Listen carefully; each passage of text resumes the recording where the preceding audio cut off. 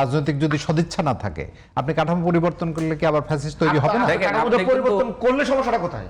আপনি দেখেন মানবাধিকার কমিশন, দুর্নীতি দমন কমিশন সবই কিন্তু স্বায়ত্তশাসিত এবং এ প্রতিষ্ঠান, কিন্তু আপনার যদি রাজনৈতিকভাবে সদিচ্ছা না থাকে এই সংগঠন এই সংস্থাগুলোকে আপনি কিন্তু স্বাধীনভাবে কাজ করতে পারবে না। যেটার উদাহরণ আমরা দেখেছি, আমরা দুদককে একদম ওই যে কি বলে দন্তহীন বাঘ হিসাবে আমরা দেখেছি।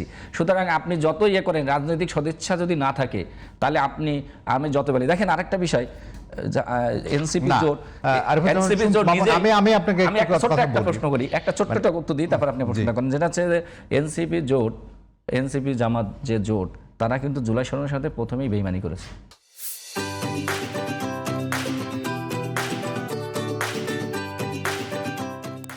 কিভাবে বেইমানি করেছেন?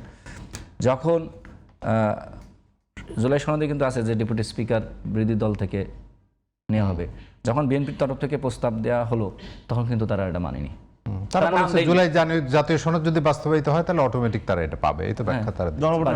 এখন ওইখানে কিন্তু এখন জুলাই সনদ বাস্তবায়ন যখন হবে তখন কিন্তু দুইজন ডেপুটি স্পিকারের কথা বলা হয়েছে, অটোমেটিক্যালি তারা একজন পাবে।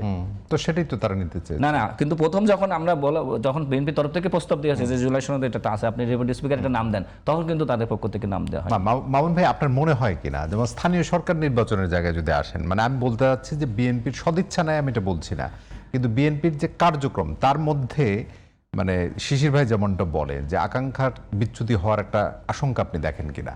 স্থানীয় সরকারের প্রশাসক নিয়োগ করা হয়েছে, জেলা প্রশাসকগুলো সিটি কর্পোরেশনে নিয়োগ করা হয়েছে, এবং তারা আবার নির্বাচনে যোগ দেবেন বা অংশগ্রহণ করবেন, দেখেন মানে এবং বিসিবির কমিটি নিয়ে আপনি নিজেও বললেন, মানে এই জিনিসগুলো বিএনপির ভাবনায় আসা দরকার। দেখেন 5ই আগস্টের পরে যত প্রতিষ্ঠানে নিয়োগ হয়েছে কারা নিয়োগ পেয়েছে? আপনি দক্ষিণ এবং উত্তরের সিটি কর্পোরেশনের যে প্রশাসক ছিল তারা কাদের লোক ছিল? এখন কারা না, কাদের লোক ছিল? তখন আপনার এটা বৈধ, এখন বিএনপি তার দলীয় এদের জেলা পরিষদের প্রশাসক হিসাবে সাময়িক দায়িত্ব দিয়েছেন, এটা আপনি চিৎকার করে যে না এটা সব দলীয়করণ হয়ে গেল। তখন আপনার ওটা দলীয়করণ ছিল না।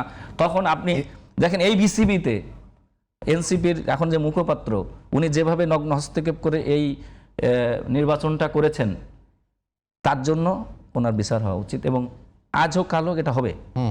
ওনাকে বিচারে কাঠগড়ায় করাতে হবে, সমস্যা তো নাই, কারণ অপরাধ হলে বিচার। আমি আবার একই অপরাধটা করব কিনা? না, একই অপরাধ। দেখেন যে অ্যাডহক কমিটি গঠন হয়েছে, এটা কিন্তু আমি আপনাকে প্রথমে বলেছি কোন নিয়ম মেনে হয়েছে, আপনি কিন্তু কোনো আইনগতভাবে, কিন্তু যখন ওই ভোটটা হয়েছে বিসিবির, যেখানে আমিনুল ইসলাম বুলবুল সভাপতি হয়েছেন, সেটা কিন্তু নিয়ম মাফিক হয়নি। সেখানে তদন্ত করে সেটা কিন্তু ত্রুটি পেয়েছে বলেই জাতীয় ক্রীড়া পরিষদ, এটা কিন্তু বিএনপি করেনি, আমরা শেষ করি। জাতীয় ক্রীড়া পরিষদ শেষ দিকে এসে বলেন মানে এই ভাবনার জায়গাগুলো রাখা দরকার কিনা, না হলে যেটা বলা হয় যে আগে যেভাবে চলেছে যদি কোনোভাবে আমরা সেই পথে যাই তাহলে পরিণাম তো ভালো হবে না। সেটা আসলে বিএনপি অবশ্যই বিএনপি সেই মনে রাখবে, আমি বিশ্বাস করি একজন সংবাদকর্মী হিসেবে বিএনপি সেটা মনে রাখবে, এবং বিএনপি আবার আরেকটা 5ই আগস্ট আসুক, এটা বিএনপি চায় না, এবং আমার মনে হয় না বিএনপি এটা চায়, এবং আমি মনে করি যেটা না চাওয়ার জন্য আবার যাতে 5ই আগস্ট না ফিরে আসে তার জন্য বিএনপি তার কর্মকাণ্ড